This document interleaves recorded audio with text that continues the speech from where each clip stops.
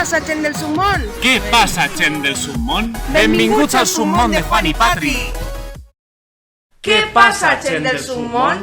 Benvinguts al nostre nou noticiari on analitzarem l'actualitat valenciana més recent. Sempre en valencià i en normes del Puig. I este és el primer noticiari en el que es començarem en una notícia falsa. S'han prohibit les falles per por al coronavirus? La resposta és no. La crisi del coronavirus ha fet que les notícies falses s'escampen con la pólvora. I la que més ha cridat l'atenció ha sigut la de que les falles de 2020 s'havien suspès per por a propagar l'epidèmia, per ordre de l'Ajuntament i del propi Joan Ribó, l'alcalde de València. Tot ben informat en un document aparentment oficial que anava distribuint-se per les redes socials. Res més lluny de la realitat. La Conselleria de Festes ha hagut de fer un comunicat desmentint la falsa notícia i avisant de que prendran accions legals contra els incitadors per falsificar les firmes de funcionaris públics, entre ells la de l'alcalde Joan Ribó. El Ministeri de Sanitat ja ha informat de que no n'hi ha de què alarmar-se. El coronavirus té tractament, una tassa de mortalitat molt baixa i és molt difícil de contagiar sempre que se seguisquen unes pautes higièniques mínimes. Lo que no es capvola és la següent notícia. El patrimoni valencià en perill, davant la passivitat de les autoritats. Les històriques barraques de Caldera, en l'Horta de Vera, estan sent destrossades per ocupes. Així no ho ha denunciat l'Associació Cultural l'Horta de València.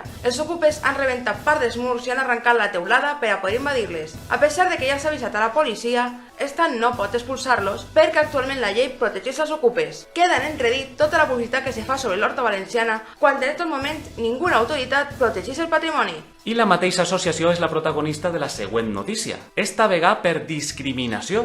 L'Associació Cultural l'Horta denuncia la discriminació que pateix any rere any a l'hora de presentar-se a l'ofrena de la Mare de Déu dels Desemparats per part de l'Ajuntament de València, acusant-lo de que literalment els prohibeixen assistir, a pesar de que compleixen tots els requisits per a participar. El més destacable, el de ser els promotors del càrrec de Reina de l'Horta Valenciana, una figura semblant a la fallera major de les Falles i que representa les virtuts valencianes. El coromull de tot això ha plegat en la notícia de que les pretendents a reina de l'Horta murciana sí que podran acudir a l'ofrena, presidides a més per un acord d'honor, el que s'ha qualificat com un insult cap a l'associació i cap a tots els valencians. Des d'este noticiari, esperem que algun dia pugueu desfilar en l'ofrena lliurement. I passem a una notícia encara més tràgica. Se compleixen 27 anys del crim d'Alcàsser. Este passat gener de 2020 se compliren 27 anys de la trobada de les víctimes en la Romana. S'han escrit rius de tinta sobre este tema, inclús Netflix ha fet una sèrie documental, de la qual nosaltres farem un vídeo que vos veureu clicant en este enllaç en la pantalla. Esperem que algun dia tot este terrible crim pugui aclarar-se per fi.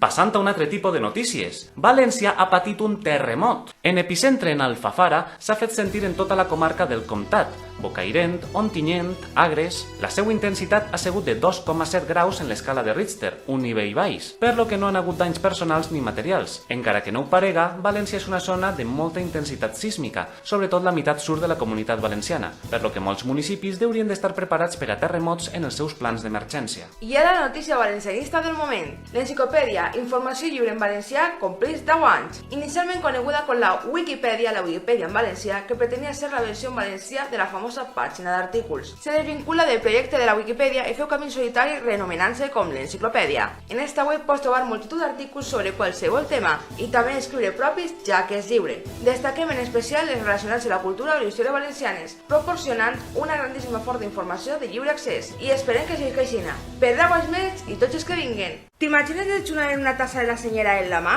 Aconseguís una d'estes tasses clicant en l'enllaç de la descripció a la tenda de lo nostre. En el còdic Gent del Món tindràs un gran descompte. Continuem en la notícia que ha deixat estanyat als valencians. Després d'intentar eliminar legalment l'idioma valencià en el Congrés dels Diputats, Acció Cultural del País Valencià prepara cursos per ensenyar valencià. De forma incoherent i lògica, l'associació prepara cursos en el centre Carles Salvador, destinats a adults que vulguin traure's una titulació oficial de valencià, cosa que xoca en el manifest que presentarem este febrer de 2020 en Madrid. Si voleu veure el noticiari en el que parlem d'això, cliqueu en l'enllaç de la pantalla. Esta associació és avui en dia la millor subvencionada de València i arrastra un sense fi de denúncies per suplantació cultural, politització i corrupció. I ningú pot comprendre com poden ensenyar un idioma que afirmen que no existeix. I apleguem a la nostra notícia final, també relacionant el catalanisme i en la llengua valenciana. La Carta Europea de les Llengües Minoritàries discrimina il·legalment al valencià per primera volta en la seva història. El passat desembre de 2019, el Comitè d'Experts del Consell d'Europa se referia al valencià baix la denominació valencià-català, provocant una il·legalitat a nivell europeu, ja que la denominació històrica històrica i oficial de la llengua dels valencians és la de llengua valenciana o idioma valencià. Europa afirma que eixa denominació se basa en els informes que els han manat la Generalitat Valenciana, que hauria de ser l'encarregada de defendre la denominació de l'Estatut d'Autonomia, que dictamina que l'idioma de València és el valencià i no el català, i l'Acadèmia Valenciana de la Llengua, la AVL, la qual des de 2014 no té legalitat sobre la definició del valencià. Al mateix temps s'ha ignorat completament l'informe detallat que el Ratpenat i la Real Acadèmia de Cultura Valenciana, la RAC, enviaren en novembre de 2018 sobre la situació del valencià, entitats històriques referents de la llengua valenciana, que ja només per la seva antiguitat i reconeixement mereixen ser escoltades, però en les quals els comitès europeus se neguen a reunir-se i debatre, mentre que sí que s'han reunit en associacions vinculades al nacionalisme català,